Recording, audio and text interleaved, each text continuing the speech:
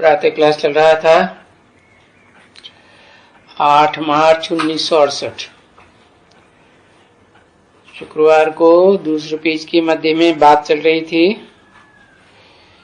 कि ये दुनिया सुख दुख का खेल है। सुख की दुनिया स्वर्ग से कैसे नरक की दुनिया बनती है।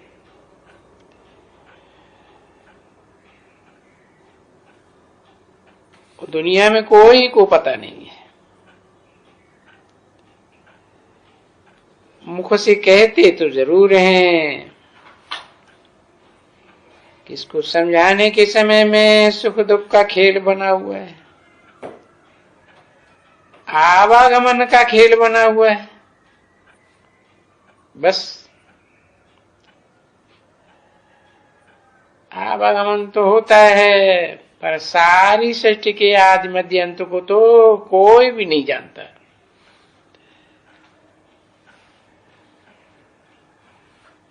तो अभी ये तुम बैठे हो और ये भी तुम्हारी बुद्धि में आता है। सभी जो आत्माएं हैं, उन आत्माओं का बाप कोई जरूर है, क्योंकि आत्माएं सभी बुलाती हैं परमात्मा को।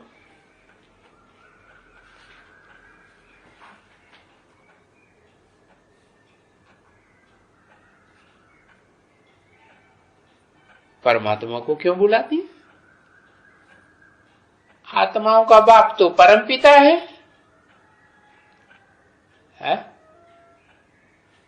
कारण क्योंकि आत्माओं का बाप परमपिता निराकार है, और निराकार का बच्चा भी निराकार ही होना चाहिए या साकार? निराकार। तो जो निराकार बने और जो बड़ा बच्चा निराकार पहले बने, उसी को वर्षा देगा ना, है? तो वो तो एक ही मनुष्य सृष्टि का हीरो पार्टधारी आदम है। इसे आदिदेव कहते हैं भारत में। गीता में नाम अर्जुन रख दिया है। जो आदिदेव सृष्टि के आदि में था, जिस आदिदेव को वही सुप्रीम सोल ने आकर के रास्ता बताया कि तुम कैसे नर अर्जुन से नारायण बन सकते हो, विश्व के मालिक बन सकते हो। वही सृष्टि के आदि से लेकर के कलयुग के अंत तक चारों युगों में पसार होते होते, सुख भोगते भोगते आदि सृष्टि में सुख और आदि सृष्टि में नरक में दुख। सुख के बाद दुख तो होता ही है, दुख के बाद फिर सुख की दुनिया आती है। दिन के बाद रात होती है, रात के बाद दिन होती है। ये क्रम अविराम रूप से चलता रहता है। तो ये जो दुनिया का जो खेल है तो दुनिया वाले परमात्मा को बुलाते हैं। अब जो भी आत्माएं हैं मनुष्य मात्र की, उनका बाप तो परमपिता है, हेवनली गॉड फादर है ना, उसको बुलाना चाहिए। तो कारण क्या हुआ है कि वो निराकारी स्टेज में एक ही टिकता है पहले पहले। तो बाप बड़े बच्चे को अपना वर्षा देता है। ये परंपरा है, इस दुनिया में चालू हो गई।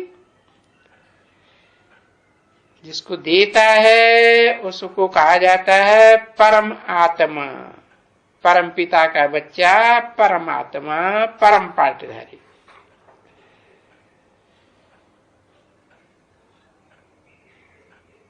जब इनको दुख होता है, यहाँ जब बहुत आके इकट्ठे हो जाती हैं आत्माएं, और कलयुग का ये समय आता है तो वो बाप आते हैं।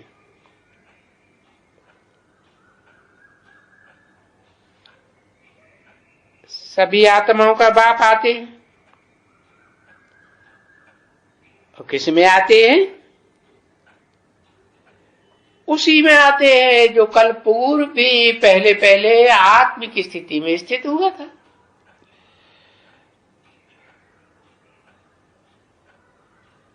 आदम में आते हैं, सृष्टि के आदि पुरुष में आते हैं,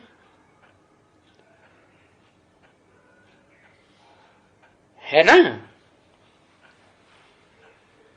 वो आकर के हमको ये राज समझाते हैं। क्या राज? कि भाई इस मनुष्य सृष्टि में जो भी आत्माएं हैं उनमें बड़ा पार्टधारी आत्मा कौन सी है?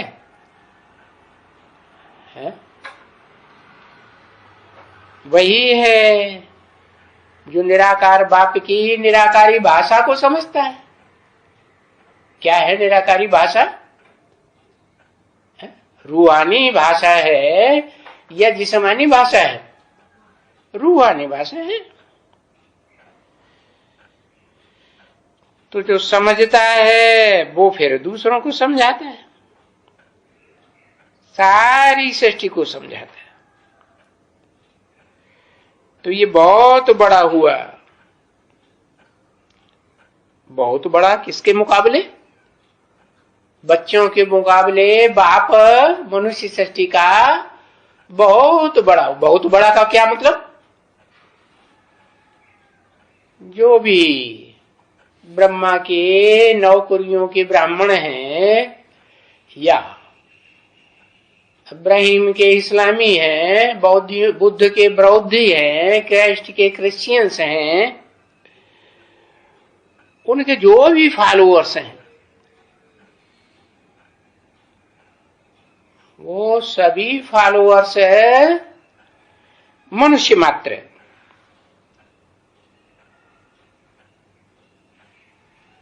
वो हैं तो इस सृष्टि पर, परंतु वो बाप की रूहानी भाषा जिसे मनन चिंतन मंथन मन के द्वारा ही समझा जा सकता है, मन बुद्धि के द्वारा ही समझा जा सकता है। ऐसे नहीं कि शरीर की कर्म इंद्रियों ज्ञान इंद्रियों से समझा जाएगा, क्योंकि वो supreme soul heavenly god father जो हेवन रचने का रास्ता बताता है, नरक को नारायण जैसा बनाने का रास्ता बताता है, विश्व का मालिक बनाने के लिए रास्ता बताता है, वो स्वयं तो निराकार है। निराकार के पास क्या प्रॉपर्टी होगी? निराकारी ज्ञान की प्रॉपर्टी। तो निराकारी ज्ञान की प्रॉपर्टी वही आत्मा धारण कर सकती है जो रूहानी स्टेज में टिके।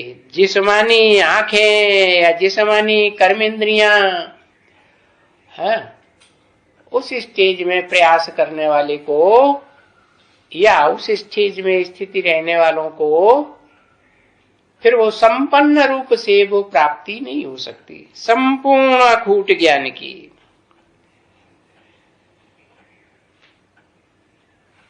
तो फिर ये स्वर्ग का राज्य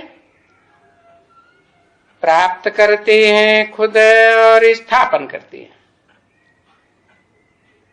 और हम सब बच्चों को पढ़ाते हैं, समझाते हैं कि तुम यहां तुम थे, इस सृष्टि पर ही थे, परंतु जब तुम थे वो टाइम बहुत लंबा टाइम हो गया, 5000 वर्ष पहले की बात है, उसे तुम भूल गए हो। जन्म जन्मांतर जन्म लेते लेते पूर्व जन्म की बातें आत्माएं भूल जाती। तो ऐसे तो कोई मनुष्य तुमको नहीं कहेंगे कि तुम ही थे, नहीं, और तुम ही सूर्यवंशी थे। जो ज्ञान सूर्य है शिव है, चैतन्य क्या जड़ सूर्य, चैतन्य ज्ञान सूर्य है शिव है, उसके वंश में तुम ही पहले पहले पैदा हुए। ऐसा कोई मानेगा? अभी कोई नहीं मानेगा। कब तक मानेगा नहीं? जब तक तुम बाप समान निराकारी स्टेज में स्थिर सदाकाल के लिए नहीं हो जाते है। जब हो जाते हो तो बाप समान स्टेज होने के कारण सभी मानेंगे। क्यों? निराकारी स्थिति है तो निराकार आत्मा, जो भी मनुष्य मात्र की आत्माएं हैं, साकारी शरीर को धारण करने वाली, नंबरवार पुरुषार्थ अनुसार देह अभिमान वाली, उनमें प्रवेश कर सकती है या नहीं कर सकती है? कर सकती है, क्योंकि सूक्ष्म ते सूक्ष्म होगा तो बड़े रूप में प्रवेश करेगा। जिनमें बड़ा देह अभिमान है तो उनमें प्रवेश कर सकता है ना, है? तो बताया वो बाप मनुष्य सृष्टि का कौन है? आदम, एडम, आदिदेव या अर्जुन है। विश्व का बादशाह कौन है? सारे विश्व पर कंट्रोलर है। तो कहेंगे उस बाप का भी कोई बाप है, और वो आत्माओं का बाप है। क्योंकि सुख भोगते भोगते वो आदम की आत्मा भी तो देह अभिमानी बन पड़ती है ना, संग के रंग में आते आते है? नहीं बनती? बनती है।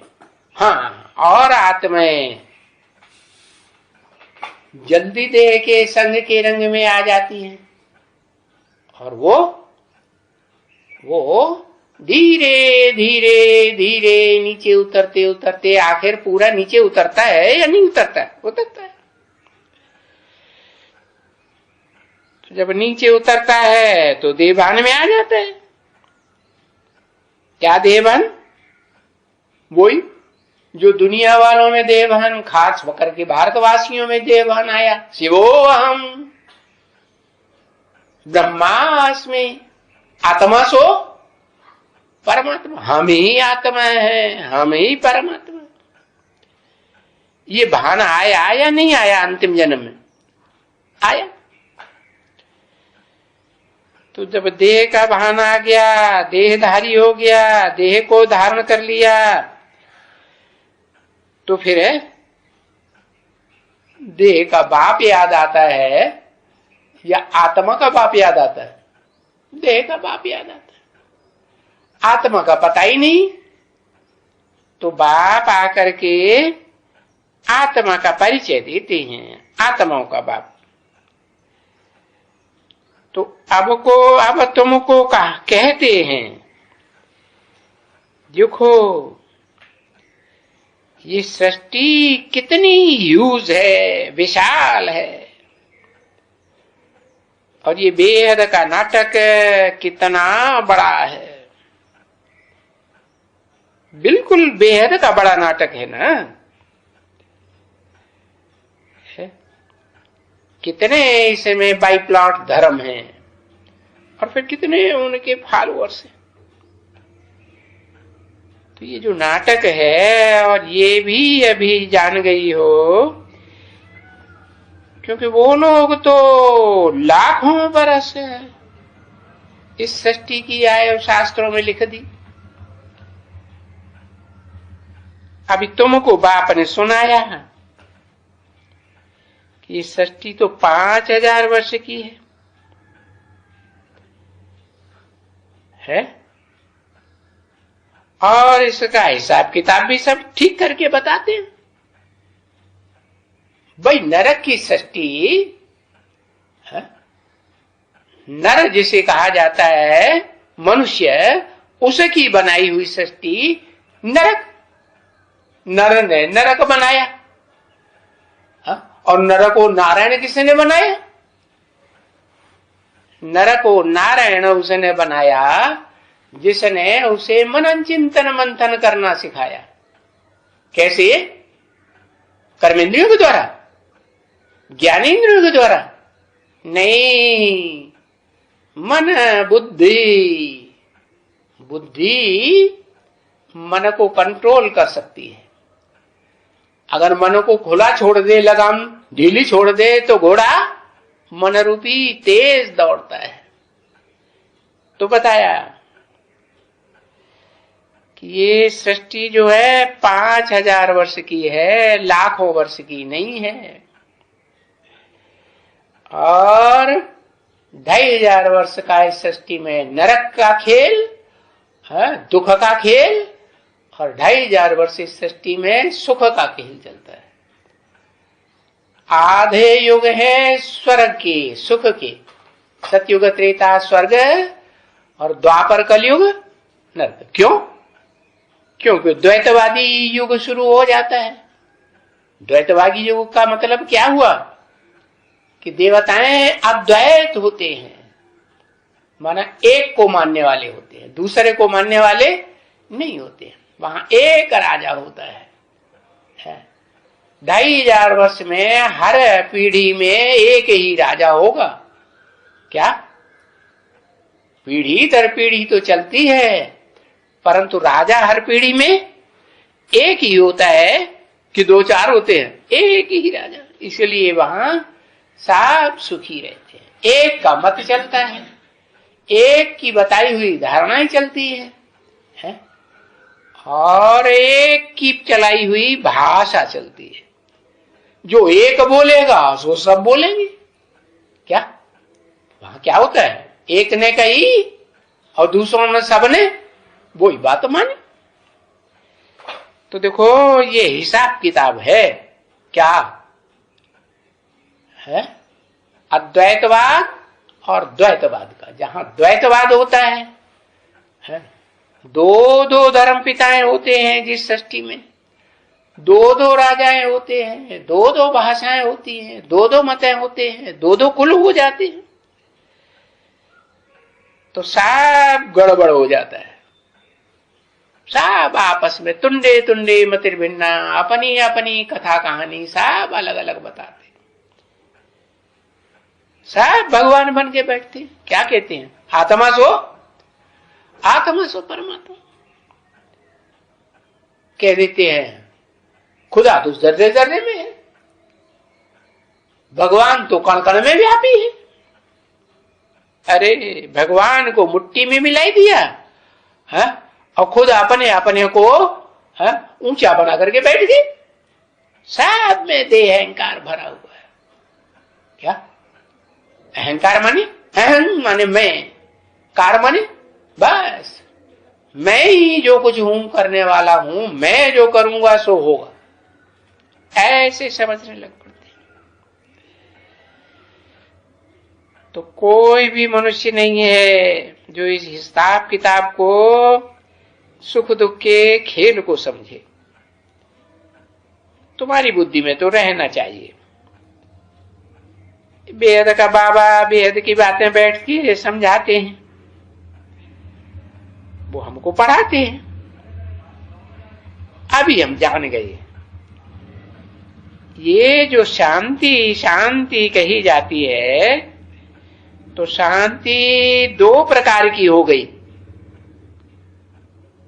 कौन कौन सी पता है? अरे पता है, लिखो। 2 प्रकार की कौन कौन सी है? अरे चक्कर में पड़ गए। अरे इसमें चक्कर में पड़ने की क्या बात, जल्दी बताओ। एक तो बताओ, 2 न बता पाओ तो एक मनसा की बताई। आत्मा की और शरीर की, सब शरीर की कहीं शांति होती है? शरीर में देवान में जिनको जो रहना होता है वो कहीं शांत होते हैं? नहीं। दो प्रकार की शांति है, एक शांति धाम की शांति, सदा काल शांत ही शांत, और एक सुखधाम की शांति। क्या? सुखधाम माने स्वर्ग की शांति। क्यों? दोनों में अंतर क्या है? सुखधाम में जब तक रहेंगे तो शांति ही शांत रहेंगे, और शांति धाम में शांत रहेंगे, और सुखधाम में, सुखधाम में आज नहीं तो कल, 2500 वर्ष के बाद अशांति में आएंगे या नहीं आएंगे? अशांति में आएंगे। तो देखो, शांति धाम के पीछे होती है फिर सुखधाम की शांति, क्योंकि हम जान गए हैं कि बाबा से हमको कौन सी शांति मिलती है?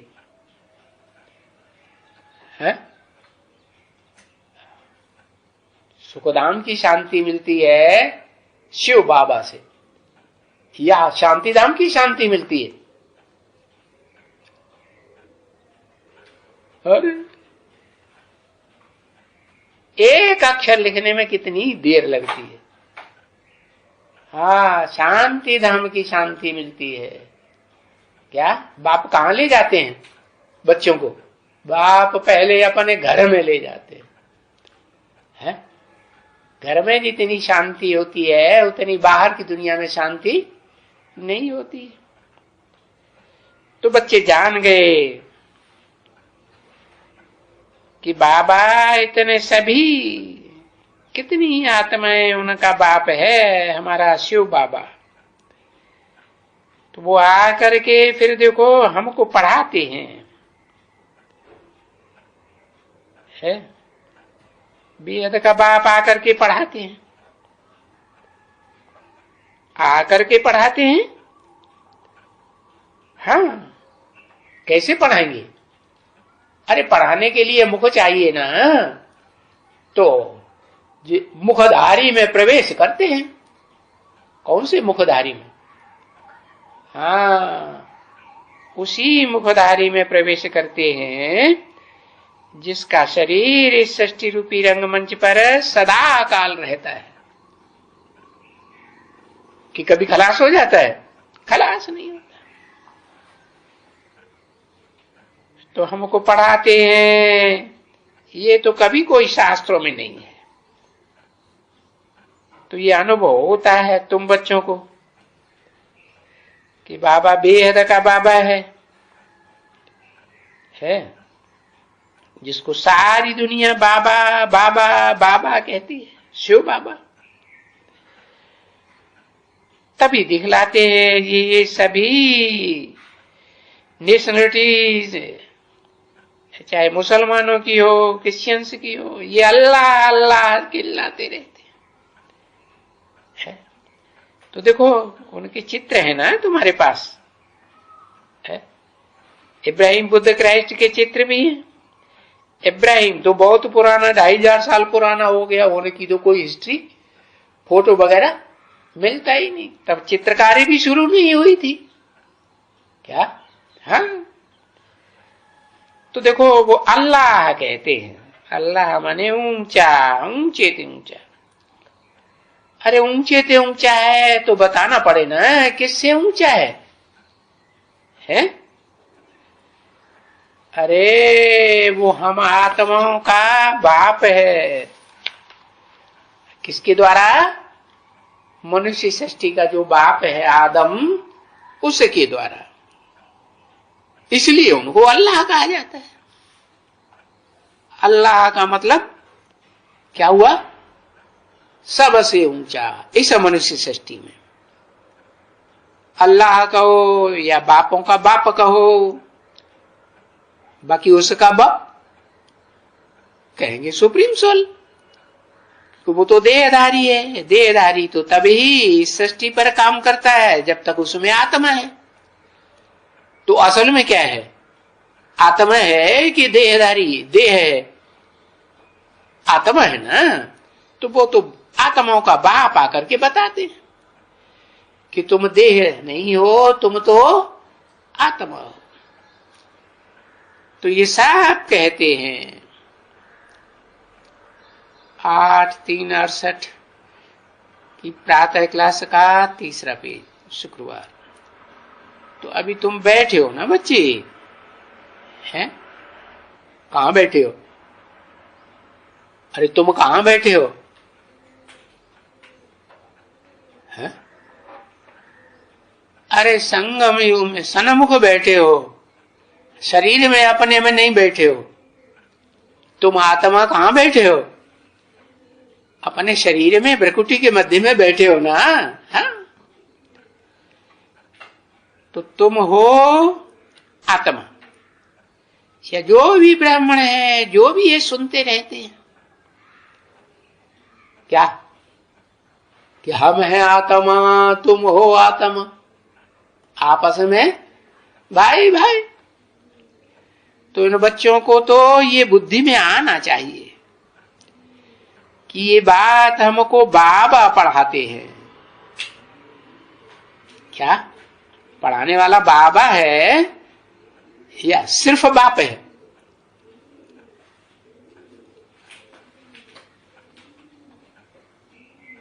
हाँ, पढ़ाएगा तो बाप तब ही जबकि वो साकार में प्रवेश करके बाबा बने, नहीं तो वो तो सिर्फ आत्माओं का बाप है या बाबा भी है। बिंदु बिंदु आत्माओं का बाप बिंदु, वो बाप है या बाबा है? बाप है। हाँ? तो बताया वो साकार तन में आकर के पढ़ाएगा तो बहुत ऊंचा पढ़ाएगा। इसकी पढ़ाई तो सबसे ऊंची होगी। किसने कहा इसकी पढ़ाई? और किसको कहा किसकी पढ़ाई है? शिव बाप ने कहा इसकी पढ़ाई। और किसकी पढ़ाई है? साकार की पढ़ाई।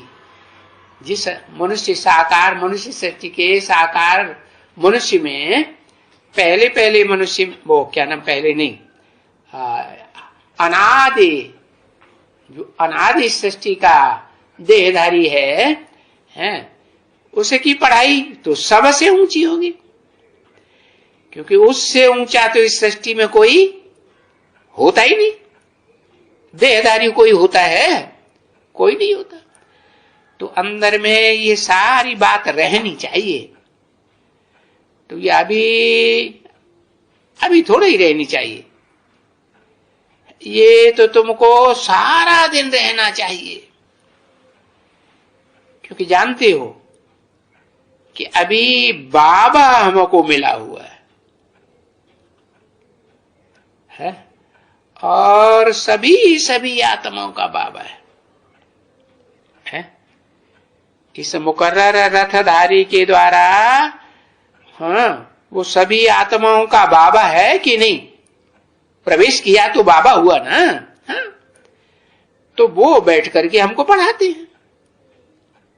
हाँ? ये तो कभी कोई ने सुना नहीं होगा, न कोई से किसी ने बात किया होगा। तो वो ही तो बात बोलते हैं ना कि मैं जब आता हूं तो तुमको सारी बातें नहीं सुनाता और नए नए किस्म से पढ़ाता हूं। ऐसे नहीं कि पुराने तरीके से पुरानी बातें ही सुनाता रहता हूं, वो भी सुनाता हूं, लेकिन नई नई बातें भी ऐड करता रहता हूं। ओम शांति।